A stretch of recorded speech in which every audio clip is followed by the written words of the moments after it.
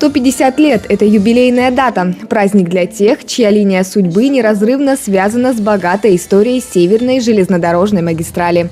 В этот праздничный день чествовали всех тех, кто трудился на железной дороге многие годы и отдавали ей всю свою жизнь. Я рад сегодня видеть в этом зале, в бывшем зале Дома культуры железнодорожников, сегодня это Дом детского творчества, тех, кто на самом деле напрямую причастен к строительству магистрали, к возведению новых объектов, новых предприятий.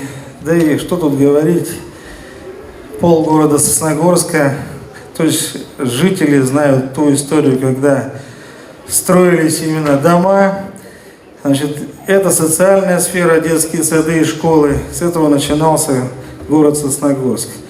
Юбилей – это не только историческая веха, но и рубеж, дающий возможность оценить пройденный путь, вспомнить добрым словом тех, кто внес значительный вклад в общее дело.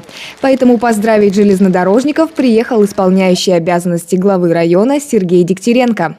Примите мои самые искренние поздравления со 150-летием Северной железной дороги. Спасибо.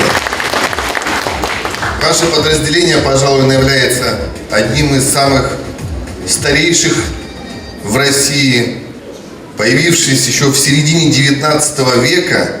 Тогда еще будущая Северная железная дорога с каждым годом становилась все лучше и лучше. И никакие трудности, никакие испытания, которые выпали на долю нашей страны в сложные времена, никогда не останавливали этот процесс. И это, наверное, не случайно, потому как, наверное, все-таки именно от вас зависит развитие всего российского государства и, конечно же, нашего северо-западного региона. И именно ваш ежедневный труд лежит в основе эффективности нашей экономики. Ветераны-железнодорожники отдавали своей работе все силы, а теперь с достоинством носят звание «Заслуженный работник транспорта» и «Почетный железнодорожник».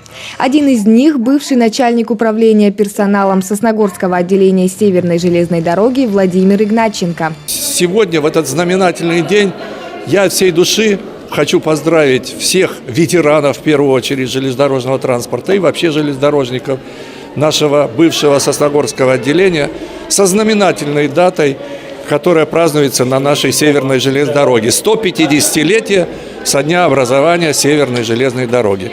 Любовь к этой трудной и ответственной профессии передавалась из поколения в поколение. Таким образом образовались целые трудовые династии железнодорожников. Одна из которых – Колтунцевы, Шеленковы, Обидовы. Их общий трудовой стаж насчитывает более 420 лет. Основатель этой династии – Михаил Колтунцев. Он водил тяжеловесные поезда. Затем все 4 детей Михаила выбрали железнодорожные специальности. А вот его внучка Галина Шеленкова отработала в вагонном депо более 20 лет. Я вначале, как говорится, не мечтала о железной дороге. После школы в торговле отработала 12 лет. А потом как-то разговаривали, невестка у меня там работала, она и говорит, я говорю, ой, надоели недостачи. Вот. А она говорит, да переходи к нам. Ну и я пошла, заявление написала, и вот в 70-м году и по 92-й год я отработала в вагонном депо. Еще один представитель этой династии, Владимир Колтунцев, начал свою трудовую деятельность в депо, а затем перешел в отделение дороги на должность инженера ИВЦ. Поздравляю всех с юбилеем, желаем здоровья.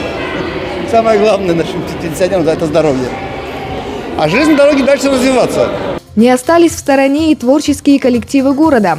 В этот праздничный день со сцены звучали как стихи, так и песни на тематику железной дороги. Матушка, железная дорога, на нее надежда как на Бога. Я скажу, железка дорогая, стала ты нам в жизни как родная. За 150 лет своей истории Северная магистраль прошла огромный путь.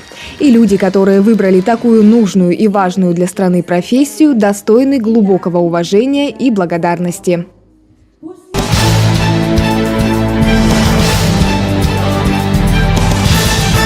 С каждым годом все меньше среди нас людей, которые с оружием в руках на фронтах и серпом и молотом в тылу защищали нашу Родину во время Великой Отечественной войны. Сохранить память о тех героях, кто подарил нам сегодня мирное небо над головой, мы можем только сообща. А именно в очередной раз сформировать бессмертный полк и с портретами своих отцов, дедов, прадедов пройти единым строем в День Великой Победы, 9 мая. В Сосногорске подготовка к шествию бессмертного полка уже начата. По традиции поддержку акции оказывает городской музей и центр «Мои документы». В центре и офисах «Мои документы» можно бесплатно отсканировать и распечатать фотографии героев Великой Отечественной войны для акции «Бессмертный полк». Фотографию необходимо предоставить на бумажном носителе, либо в электронном варианте на флеш-накопителе. Здесь же специалисты помогут и с внесением данных о ветеране на официальный сайт движения. Специалисты центра помогут заявителям внести информацию, фотографии о своих родных и близких участниках Великой Отечественной войны на сайт официального движения «Бессмертный полк». Такую же помощь окажут и в историко-краеведческом музее, где располагается штаб Бессмертного полка. К слову, координаторы акции ожидают, что в этом году в шествии примут участие сотни сосногорцев. И в этом году мы также приглашаем всех принять участие, вступить в ряды Бессмертного полка и принести фотографию своего солдата в праздничном шествии 9 мая. В рамках подготовки к празднованию Дня Великой Победы в Сосногорске продолжается благотворительный марафон «Мы наследники Великой Победы». В ходе акции оказывается адресная помощь ветеранам Великой Отечественной войны, их вдовам, труженикам тыла, жителям блокадного Ленинграда. Руководители организаций и предприятий, жители района и все желающие могут поддержать благотворительную акцию. Отметим, что распределение адресной помощи проводится на основании письменных заявлений, поступающих в районный совет ветеранов. Реквизиты для перечисления денежных средств вы видите на своих экранах. Подробнее узнать о том, как и куда можно перечислить деньги, вы можете также в ближайшем номере районной газеты «Заря Тимана».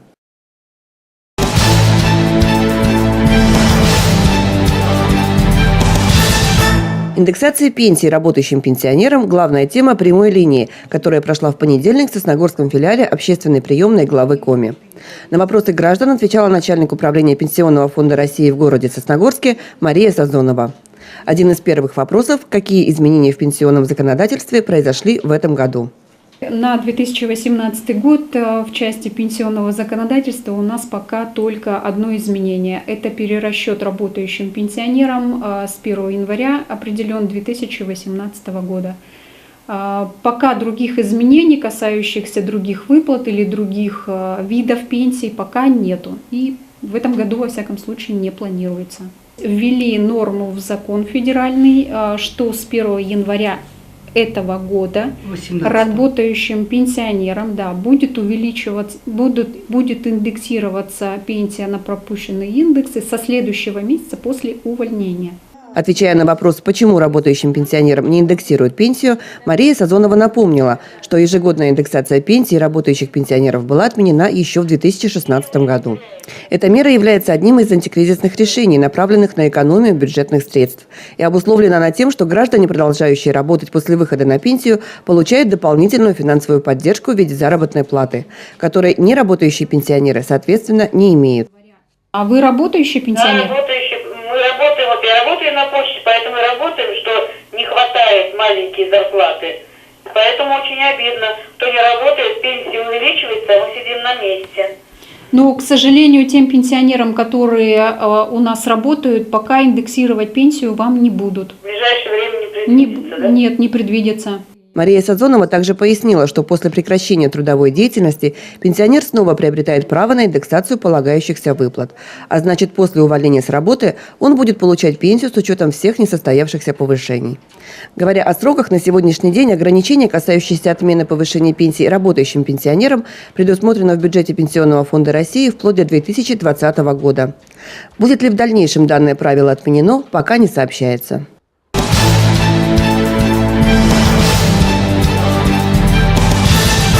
Сборная Республики Коми по каратэ-до под руководством сосногорского тренера Ивана Третьякова успешно выступила на всероссийских соревнованиях по восточному единоборству. Около 600 участников боролись за путевку на более престижные соревнования. Сосногорск в составе сборной Коми представили 4 спортсмена.